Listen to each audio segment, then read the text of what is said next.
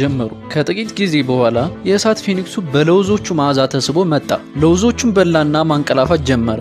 ሆኖም ጆን ሊይዘው ሲቃረብ የእሳት ፊኒክሱ በድንገት ኃይል አግኝቶ ጆንንና ውርንጭላውን ያሳድዳቸው ጀመር። ወፉ በሚያሳድዳቸው ወቅትም በጫካው ውስጥ እሳት ተቀጣጠለ። በመጨረሻም ወፉ ጆንና ውርንጭላውን ሲደርስባቸው ጆን የቀረችውን የመጨረሻውን የህልም ፍሬ ከወፉ ፊት ወረወራት። የእሳት ወፏም ለውዟን በልቶ ረጅም እንቅልፍ ወሰደው። በማግስቱ ጠዋት የእሳት ፊኒክሱ ሲነቃ ራሱን በሰንሰለት ታስሮ አገኘው። ጆን በወፉ አይኖች ውስጥ እንባ ተመልክቶ ስለራራለት ሰንሰለቱን ፈታና በነፃ ለቀቀው። የእሳት ወፉም ከመብረሩ በፊት የሚያብረቀርቁ ክንፎቹን ዘርግቶ አንዱን ደማቅ ላባ ለጆን በስጦታ ሰጠው። ላባው ሙቀትና ብርሃንን ይፈነጥቅ ነበር። ውርንጭላው ግን ንጉሱ የእሳት ወፉን በመልቀቁ ፈጽሞ እንደማይምረው ለጆን አስጠነቀቀው። ጆን ወደ ንጉሱ ተመልሶ ላባውን እንደ ማስረጃ ቢያቀርብም የላባው ብርሃን ቀድሞውኑ ጠፍቶ ነበርና ተራ የወፍ ላባ ያመጣለት መሰለው። ንጉሱም የጆንን ታሪክ ማመን አቅቶት ተቆጣና እንዲገደል ትዕዛዝ አስተላለፈ። ለጆን የተወሰነው የቅጣት ዝግጅት እየተከናወነ ባለበት ወቅት የእሳት ወፉ በድንገት ከየት መጣ ሳይባል ብቅ አለ።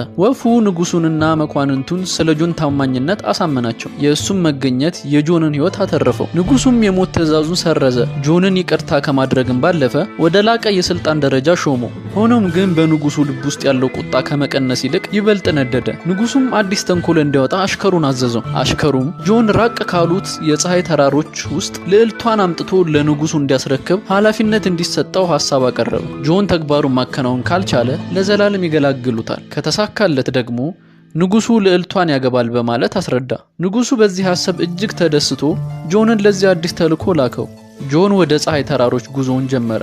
ነገር ግን ወደ ቤተ መንግስቱ የሚወስደው መንገድ በወፍራም በረዶ ተሸፍኖ ስለነበር መጓዝ የማይቻል ሆነ። በዚህ ጊዜ የእሳት ወፉ ላባ በድንገት ብቅ ብሎ በረዶውን አቀለጠውና መንገድ ከፈተ። ሆኖም የበረዶ ግድግዳ ሲፈርስ ድንገተኛ የውሃ ጎርፍ መጥቶ ውርንጭላውን ጠራርጎ ወሰደው። ውርንጭላውም እንደ በረዶ ኳስ እየተንከባለለ ከተራራው ወረደ። በቤተ መንግስቱ ውስጥ ጆን ብዙ የተኙ ልጃገረዶችን አገኘ። በመካከላቸውም እውነተኛውን ልዕልት ለይቶ ለማወቅ እጅግ አስቸጋሪ ሆነበት። በዚያች ቅጽበት የእሳት ፊኒክሱ ላባ ከአንደኛዋ ልጃገረድ አጠገብ ወደቀች። ጆንም እውነተኛዋ ልዕልት እሷ መሆኗን ተረዳ። ጆን በልዕልቷ ውበት ተደመመ። ንጉሱ ሊያገባት እንደሚፈልጋትም ነገራት። ልዕልቷን ፈገግ ብላ ንጉሱ እንዲህ ኃያል ከሆነማ ራሱ መጥቶ ሊወስደኝ ይገባ ነበር በማለት መለሰችለት። ከዚያም ልዕልቷ ከተራራው ላይ ዘለለች።